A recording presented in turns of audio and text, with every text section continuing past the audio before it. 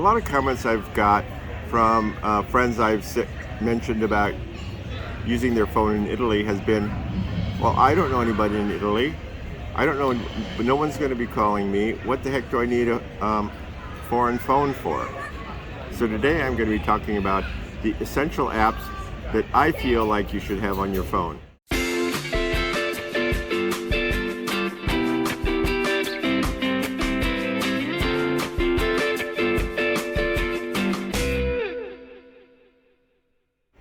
I found that my most used app is Google Maps.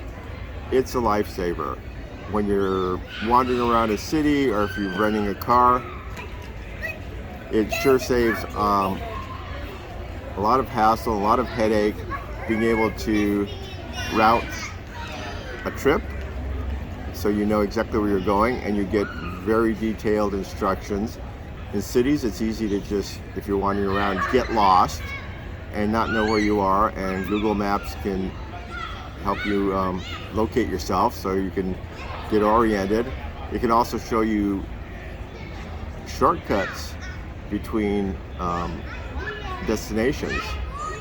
We really found that useful in Rome, where getting between, let's say, the Pantheon and the Spanish Steps, there are a number of ways you can go. Some of them are on busy streets, some of them are on side streets, some are shorter than others.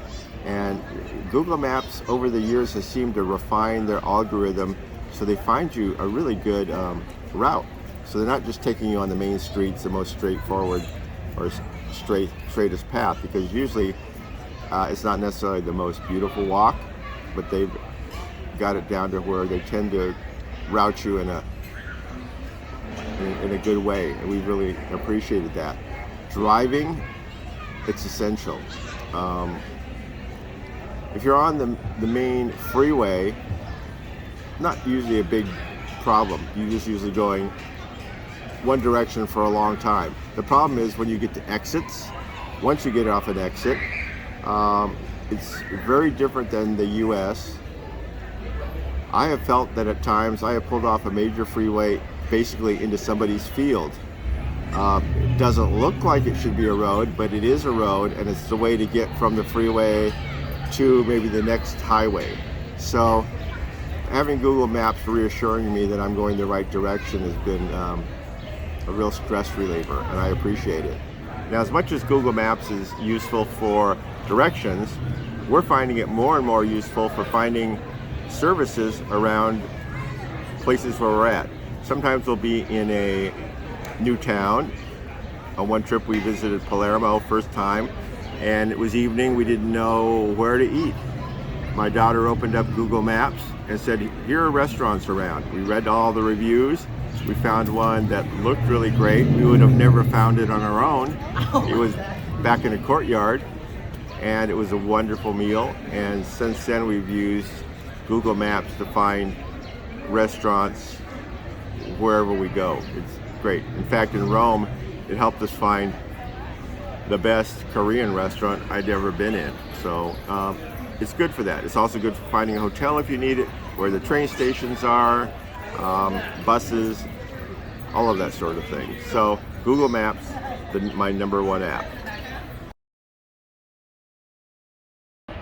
When we're in Italy, probably 98% of our traveling is done by train.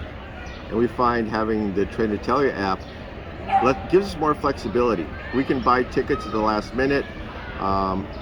If there are problems, you can reroute yourself and get another ticket. So the Trainitalia app, you're going to want to get early.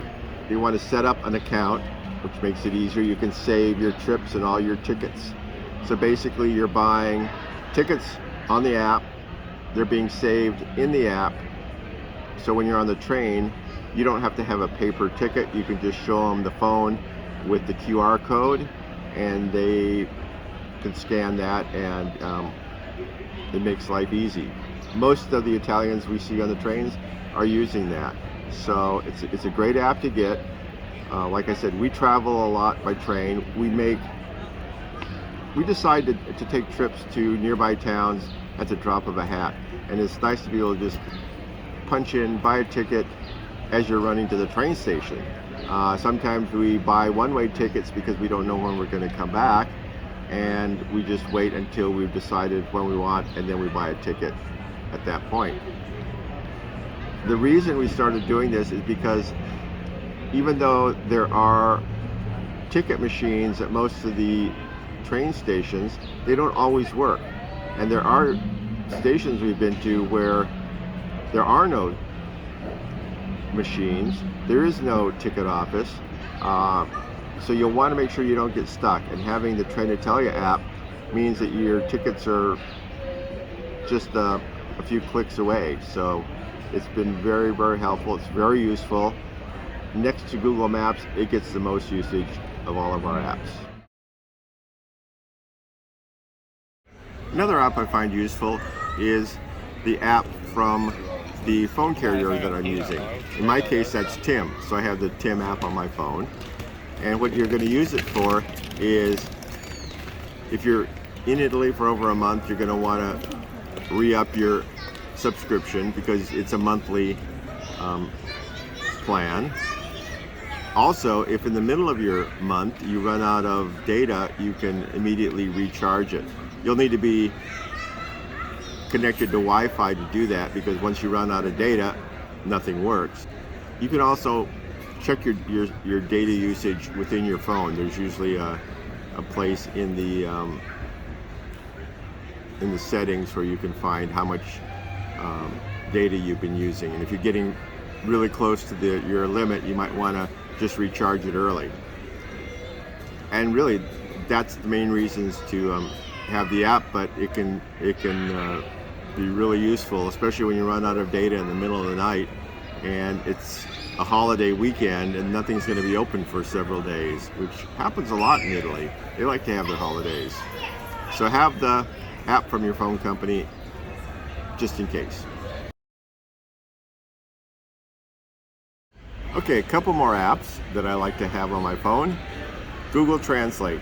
If you're not very good at a foreign language, it is a great way to find the phrase you need to order something, ask a question. If you can even type in a phrase in English and show it to somebody so they know what you need. Totally worth having. The other one is TripAdvisor. I don't use it as much as I used to because Google Maps has kind of replaced that. It's all in one place. But TripAdvisor is great for finding restaurants, finding hotels, and sometimes travel questions you might have, you'll find in the forums. So that's another app I like.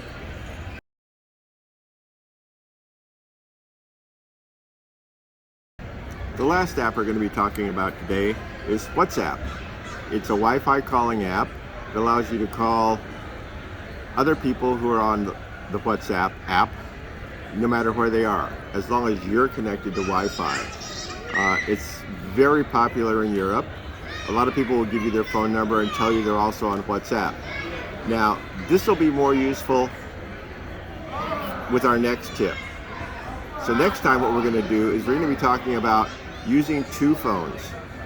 So come back and see how that's done. If you like this video, please click the like button. And if you want to see more videos like that, we would appreciate if you would subscribe to our channel. And we hope to see you soon.